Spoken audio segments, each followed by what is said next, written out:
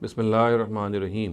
اسلامی عبادات کے ضمن میں جس غلط فہمی کو آج ہم زیر بحث لے کے آئیں گے اس کا تعلق عبادت کے ضمن میں نظر ماننے سے ہے۔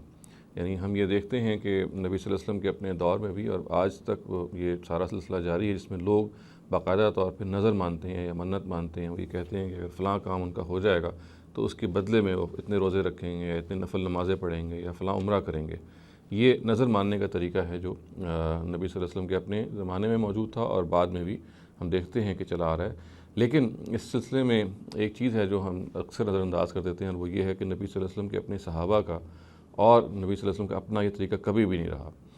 انہوں نے کبھی اس طرح سے نظر کو انکریج نہیں کیا۔ اس کی وجہ بالکل واضح ہے کہ ظاہر ہے کہ جب آپ کسی چیز کو کسی شرط سے منسلک کرتے ہیں، یعنی آپ جب یہ کہتے ہیں کہ اللہ تعالیٰ تو فلاں کام میرا کرے گا تو میں اس کے بدلے میں یہ عبادت کروں گا، تو یہ خود عبادت کی روح کے خلاف ہے۔ یعنی اللہ تعالیٰ سے ہم شرط لگائیں، یہ بھی ظاہر ہے عبادت کی روح سے خلاف ہے۔ ہم کسی چیز پر شرط عائد کریں، یہ بھی مناسب نہیں ہے۔ صحیح طریقہ یہ ہے کہ اللہ تعالیٰ کے بارے سے ہم دعا کریں ان کاموں کے بارے میں جن کاموں کے حوالے سے ہمارا یہ خیال ہے کہ ان کو اللہ تعالیٰ ہمارے لیے سر انجام دیں یا ہمارے لیے وہ ہو جائیں، اور ہم اس کے شکر کے جواب جب وہ موقع آئے تو پھر اس وقت اپنے دلی کیفیت پہ چھوڑ دیں کہ اس کی شکر ہم نے کیسے ادا کرنا ہے۔ ہو سکتا ہے کہ جب وہ موقع آئے کہ اگر آپ کی کوئی دلی مراد پوری ہوئی ہے تو وہ شکر ہم ایسے ادا کریں کہ نماز سے اللہ تعالیٰ کو ہم یعنی نفل نماز پڑھیں یا روزہ رکھیں یا انفاق کریں۔ اس کی مختلف شکلیں، یعنی اصل میں اس کا صحیح طریقہ یہ ہے کہ جب اللہ تعالیٰ دعا آپ کریں اللہ تعالیٰ کی جناب میں کہ آپ کی مراد پوری ہو، آپ کی خواہش درخواست پوری ہو۔ اگر نہیں ہوتی تو ظاہر ہے اس میں اللہ تعالیٰ کی حکمت ہے۔ اگر ہوتی ہے تو اس کا پھر طریقہ یہ ہے کہ اس موقع پہ جو شکر کے جذبات آپ پہ طاری ہوتے ہیں، اس کے لحاظ سے جو بھی عمل آپ اللہ تعالیٰ کی راہ میں کرنا چاہتے ہیں وہ کریں۔ یہ پہلے سے طے کرنا اور اس پہ شرط عائد کرنا یہ کسی طرح سے مناسب نہیں ہے۔ یہ عبادت کی اپنی روح اور اسپرٹ کے خلاف ہے، اور اسی وجہ سے میں نے عرض کیا کہ نبی صلی اللہ علیہ وسلم کو ہم نے کبھی اس میں نہیں پایا کہ وہ نظر انہوں نے مانی، اور نہ ہی ان کے صحابہ نے۔ بلکہ میں آپ سے عرض کرتا ہوں کہ اس سلسلے میں روایت ہے، نبی صلی اللہ علیہ وسلم کی مستند روایت ہے، بخاری میں موجود ہے، انہوں نے اس کو ڈسکریج کیا، اور ان کے اس کے الفاظ یہ ہیں۔ یہ روایت عبداللہ ابن عمر اس کو بیان کرتے ہیں، یہ کہتے ہیں نبی صلی اللہ علیہ وسلم فرماتے ہیں کہ لا تنظروا فإن النظر لا یغنی من القدر شیئا۔ یعنی باقاعدہ طور پر نبی صلی اللہ علیہ وسلم کہتے ہیں کہ نظر نہ مانو، اس لیے کہ نظر جو ہے وہ انسان کی تقدیر میں سے ان کو کوئی فائدہ نہیں دے سکتی۔ جو تقدیر کا لکھا ہوا ہے وہ اٹل ہے، جس سے جو اللہ تعالیٰ نے مقدر کیا ہوا ہے، جو اللہ تعالیٰ نے طے کیا ہوا ہے ظاہر ہے اپنے علم کی بنیاد پہ، وہ نظر جو ہے اس کو تبدیل نہیں کر سکتی، اور نبی صلی اللہ علیہ وسلم نے گویا کہ اس کو ڈسکریج کیا ہے۔ اس ساری تفصیل کے ساتھ ہمیں یہ معلوم ہو جاتا ہے کہ نظر ماننا جو ہے بہرحال کسی طرح مناسب نہیں ہے۔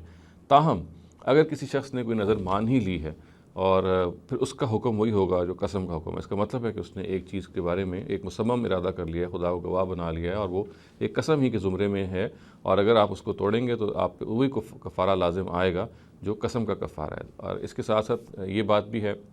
کہ ایسی کوئی نظر جس کو اللہ تعالیٰ کی جو معصیت میں مانگی جائے اس کے بارے میں بھی ہمیں یہ ہدایت ملتی ہے کہ ہم اس کو توڑ دیں۔ ظاہر ہے کہ توڑیں گے تو اس کا کفارہ بھی ادا کریں گے، اور اسی طریقے سے ایسی نظر جو آپ کو کسی ایسی مشقت پہ مبتلا کر دے، جو آپ کو کسی ایسے معاملے میں مبتلا کر دے کہ جو آپ کے لیے سر انجام دینا مشکل ہو، اس کو بھی نبی صلی اللہ علیہ وسلم نے پسند نہیں کیا۔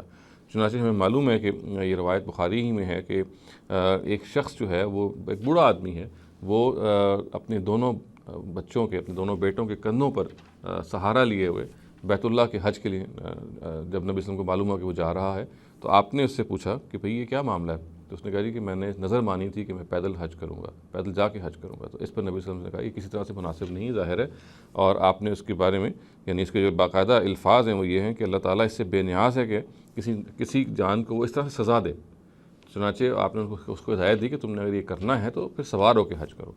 تو یہ اس سے تعلیم میں ملی کہ اول تو نظر اللہ تعالیٰ کی معصیت میں جو ہے وہ اگر ہم کوئی ایسی نظر مانیں جو اللہ تعالیٰ کی جس سے معصیت یا نافرمانی لازم آئے تو اس کو ہمیں توڑ دینا چاہیے۔ اسی طریقے سے کوئی ایسی نظر مانیں جو مشقت کا اور انسان کے لیے بیجا مصیبت کا باعث ہو، وہ بھی کسی طرح سے مناسب نہیں ہے کہ اس کو ہم فالو کریں، اس کو اوبے کریں۔ جہاں تک